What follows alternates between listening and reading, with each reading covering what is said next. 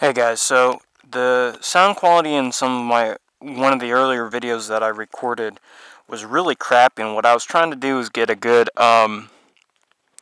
sound of the bike.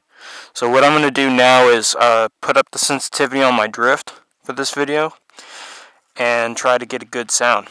Alright, this is the sound test, takeoff and flyby on the Harley-Davidson Nightster.